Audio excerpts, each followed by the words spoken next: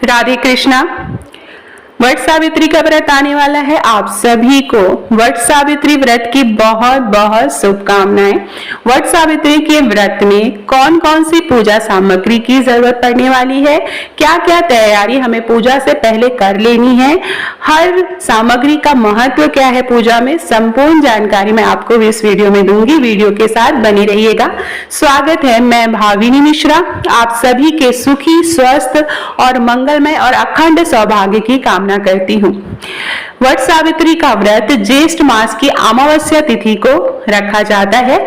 उत्तर भारत में यह व्रत अमावस्या तिथि के दिन रखा जाता है। यही व्रत वट पूर्णिमा के नाम से रखा जाता है महाराष्ट्र में, जो कि ज्येष्ठ मास की पूर्णिमा तिथि को रखा जाता है। हमारे उत्तर भारत में यह व्रत ज्येष्ठ अमावस्या तिथि को रखा जाता है। यह जो व्रत है इस साल 16 मई दिन शनिवार के दिन पड़ रहा है। अखंड सौभाग्य के लिए यह व्रत रखा जाता है। निर्जला व्रत होता है। महिलाएं, हमारी माताएं, बहनें और बेटियां पति की लंबी आयु की कामना करते हुए यह अखंड सौभाग्य के लिए व्रत रखती हैं और छोटी छोटी बातों का ध्यान रखती हैं। पूजा के समय क्या क्या पूजा सामग्री चाहिए वो मैं आपको बताऊंगी इस वीडियो में। वट सावित्री का व्रत अखंड सौभाग्य के लिए रखा जाता है। ऐसा माना जाता है माँ सावित्री ने वट सावित्री व्रत रखकर ही अपने पति सत्यवान की रक्षा की थी, उनके प्राणों की रक्षा की थी, तो इसलिए यह व्रत रखा जाता है। यह व्रत निर्जला रखा जाता है। जब तक कि पूजा न हो जाए निर्जला व्रत रखा जाता है। उसके बाद में आप फलाहार कर सकते हैं।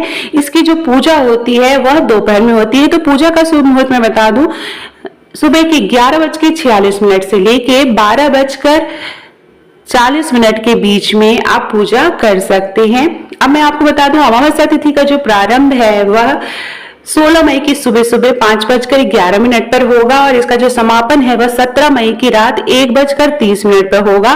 तो उदया तिथि के अनुसार यह व्रत 16 मई को रखा जाएगा, शनिवार के दिन।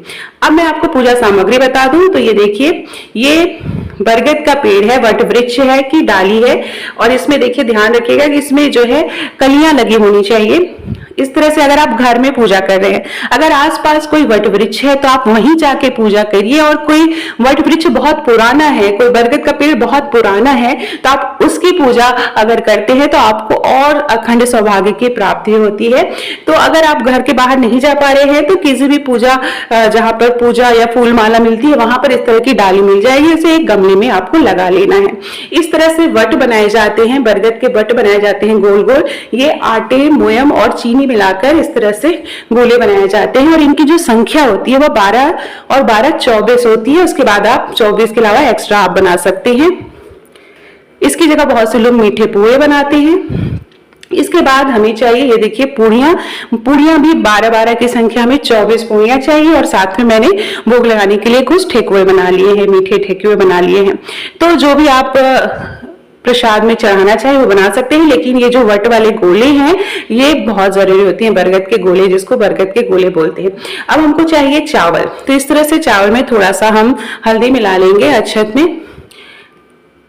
चने चाहिए, चने का बहुत ही ज्यादा महत्व होता है। चने निगल के ही व्रत का पारण किया जाता है, तो इस चने का बहुत ही ज्यादा महत्व होता है। तो काले भीगे चने होते हैं, रात में भिगो के रख ले। बहुत सी जगह अंकुरित चने का भी प्रयोग किया जाता है। ये बेत का पंखा है, बांस का पंखा आपको जरूर रखना है। अगर नहीं मिल पाए तो कोई भी पंखा रख सकते हैं, लेकिन ये बेत का पंखा बहुत जरूरी होता है। इसे वट वृक्ष को हवा दी जाती है और पूजा संपूर्ण होने के बाद अपने पति को दी जाती है। खरबूजे का विशेष महत्व होता है। इस पूजा में खरबूजा जरूर चढ़ाया जाता है। तो मुझे देखिए ये मिल पाए हैं। आप जो है नारंगी खरबूजे मिल पाए तो अच्छा है। इसके अलावा आप कोई भी मौसमी फल ले सकते हैं, जैसे कि मैंने केला लिया है।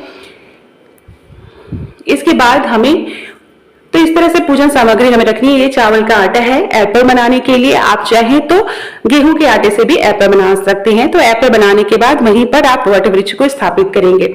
हल्दी थोड़ी सी गीली करके रखेंगे। जो कच्चा सूत है जिससे हम फेरी लगाएंगे और माला बनाएंगे, तो उसमें हमें कच्चे सूत सफेद होते हैं तो उसमें हम थोड़ा सा हल्दी लगाएंगे। पान का पत्ता चाहिए गणेश भगवान को चढ़ाने के लिए। इलायची, लौंग चाहिए। फूल माला आप कोई भी देखिए तो 2 मालाएं होती हैं। बाद में पूजा के बाद एक माला पति को भी पहनाई जाती है, बहुत जगह प्रथा है। आप देख लीजिएगा आपके यहाँ पे होता है कि नहीं। और एक वटवृक्ष को चढ़ाने के लिए माला चाहिए। तो ये फूल माला जो भी आसानी से उपलब्ध हो पाए वो फूल माला हम लेंगे। जैसा कि मैंने बताया, अगर आप वट वृक्ष की पूजा करते हैं जाके तो बहुत अच्छा होता है। उसके बाद ये देखिए सुपारी के मैंने गणेश जी लिए हैं और गोबर से मैंने माँ गौरा बनाए हैं। तो गणेश और माँ गौरी की पूजा बहुत जरूरी होती है। बहुत से लोग सत्यवान और सावित्री की प्रतिमाएं भी बनाकर पूजा करते हैं। हमारे यहाँ नहीं होता है, वट वृक्ष को ही में ही स्थापित मान लेते हैं। अगर आपके यहाँ प्रथा है तो आप 2 प्रतिमाएं और बना लें या फोटो ले सकते हैं। इसके बाद मौली चाहिए, रोरी, कुमकुम, अक्षत, धूप, दीप, जो भी आप ये दीपक जलाने के लिए। इसके बाद हमें चाहिए रहता है श्रृंगार का सामान, आप चढ़ा सकते हैं। देखिए बत्ती चाहिए घी का दीपक जलाने के लिए, और एक जल चाहिए। अगर आप मिट्टी का कलश ले पाते हैं तो अच्छा है, या पीतल का कलश लेंगे तो बरगद वृक्ष को सींचने के लिए यह जल चाहिए रहता है। बहुत से लोग कलश स्थापना करते हैं, लेकिन जो पुराने लोग होते हैं वो बरगद के वृक्ष के पास पूजा करते थे, तो वहां कलश स्थापना नहीं की जाती थी। तो हमारे यहाँ कलश स्थापना के बिना ही पूजा होती है। अगर आपके यहाँ होती है तो आप कलश स्थापना कर सकते हैं। श्रृंगार का सामान चाहिए, चूड़ी, बिंदी, सिंदूर। बहुत से लोग साड़ी भी चढ़ाते हैं, साड़ी नहीं चढ़ा पा रहे तो कोई चुनरी आप लेके वो आप माँ सावित्री को चढ़ा सकते हैं, माँ गौरी को भी चढ़ा सकते हैं। तो ये पूरा श्रृंगार का सामान चाहिए। बहुत श्रृंगार का सामान नहीं ले पा रहे हैं तो चूड़ी, बिंदी, सिंदूर ये बहुत जरूरी होता है। बहुत सी जगह जैसा मैंने बताया साड़ी चढ़ाने की भी प्रथा है। तो ये थी देखिए पूजा, संपूर्ण पूजा सामग्री। तो मैंने जल लिया है, आचमनी देने का जल अलग रखेंगे और बरगद वृक्ष को सींचने का जल अलग रखेंगे। उसके बाद हमें माला बनानी रहती है, 12 बार फेर के माला बनानी रहती है। तो वो भी तैयारी हमें सब पहले से कर लेनी है। और जो फेरी, सूत की फेरी देते हैं वो बहुत से लोग 108 बार देते हैं, बहुत सी जगह 12 होता है या 54 होता है। तो ये अपने बड़े बुजुर्गों से आप पूछकर फेरी की संख्या जान सकते हैं। तो ये थी संपूर्ण पूजन सामग्री।